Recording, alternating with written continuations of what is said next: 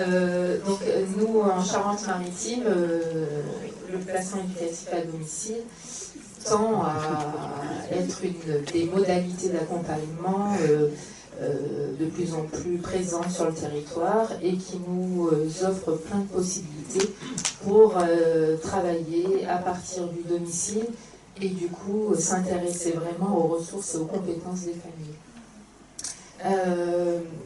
Moi, je vais parler de plein de situations qui me viennent en tête et qui me font écho quand on parle de la clinique de concertation. C'est des jeunes adolescents qu'on a accompagnés et qu'on accompagne encore, qui sont venus grâce à ce qu'ils sont, me faire bouger dans ma pratique professionnelle. Et j'ai envie de dire, au lieu d'être éducatrice spécialisée, j'ai plutôt l'impression maintenant d'être une bricoleuse de la relation. Voilà, j'ai rencontré la clinique de concertation depuis presque 10 ans et effectivement ma boîte à outils d'éducatrice spécialisée s'est remplie de plein d'outils différents. J'ai appris grâce à Cindy, une jeune adolescente qu'on a accompagnée il y a déjà bien longtemps, à me présenter différemment et à arrêter d'avoir des objectifs liés à des projets individualisés qui sont fixés par l'ordonnance du juge, par l'aide sociale à l'enfance, par les éducateurs. Et Cindy m'a appris qu'il fallait arrêter avec tout ça et déjà se présenter et partir des choses plutôt comme elles sont, plutôt que comme elles devraient être.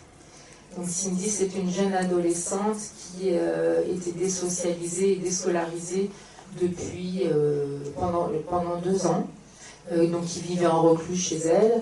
Et donc on nous a demandé, dans le cadre de l'ordonnance d'un juge des enfants, d'accompagner Cindy, et l'objectif principal était un retour à l'école. Donc je me suis très vite rendu compte qu'en rencontrant Cindy, l'objectif était impraticable, en tout cas dans l'immédiat, et qu'il allait falloir trouver des chemins détournés pour peut-être un jour arriver à cet objectif-là. Là, j'ai appris qu'il fallait arrêter de vouloir pour l'autre, mais plutôt écouter l'autre. Donc ça, c'est quelque chose que j'ai vraiment toujours en tête. Et Cindy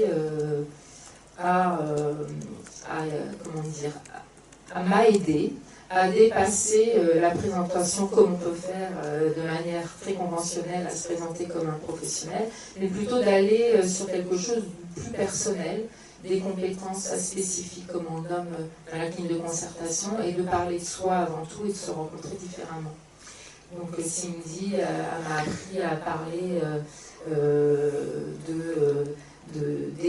alors, Cindy, c'était une jeune fille qui est passionnée par les métiers du feu et il tombait bien puisque mon mari est sapeur-pompier professionnel.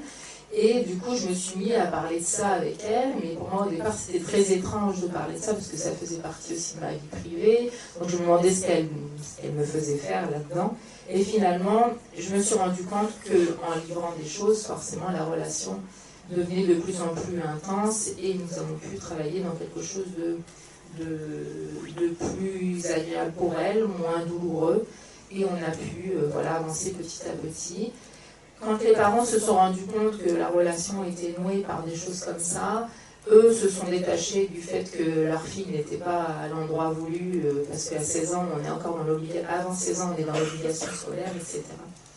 Donc déjà, moi j'ai appris ça par Cindy. La clinique de concertation, effectivement, est venue renforcer le principe de travailler avec ce que la personne est, donc les ressources de la personne. Et dans le protocole d'admission de cheval d'insertion, on a décidé dans la pratique, dans la MEX, on a décidé de mettre un peu le focus sur l'admission, sur l'accueil des personnes, comment on pouvait améliorer la qualité de l'accompagnement d'emblée en rencontrant les personnes. Donc on s'est essayé à utiliser le sociogénogramme lors des admissions. Donc on fait comme ce matin, avec la page blanche, la feuille blanche accrochée au mur, le tour de présentation, en proposant à la famille de venir avec toutes les personnes qui lui semble-t-il, pour le travail qu'on va faire ensemble. Et on s'intéresse effectivement à la trajectoire de la personne, mais dans le réseau, donc on décortique tout le travail des professionnels. Et on a pu expérimenter à plusieurs reprises que le fait d'accueillir les personnes comme ça pouvait décaler les choses et on gagnait quelques mois dans comment construire la relation de confiance. Par exemple, Cindy, quand nous avons fait le sociogénogramme avec sa famille et l'aide sociale à l'enfance, Cindy a refusé de rentrer dans la salle, donc on a décidé de laisser la porte ouverte pour que, voilà, si dans l'heure où on allait être ensemble, elle avait décidé de venir nous rejoindre. Et très rapidement, on s'est rendu compte que Cindy n'était pas très loin et se rapprochait de plus en plus. Et quand on butait sur les dates, sur qui avait appelé qui, comment elle était arrivée dans quelle voiture, avec qui, etc., Cindy donnait des dates et finalement a pu participer à l'admission. Et je pense très sincèrement que si on avait fait une réunion beaucoup plus conventionnelle, avec les dossiers sous le coude, avec des tables qui nous séparaient, je pense qu'on n'aurait pas pu déjà avoir accès à toutes ces informations-là, en tout cas qui nous paraissaient précieuses.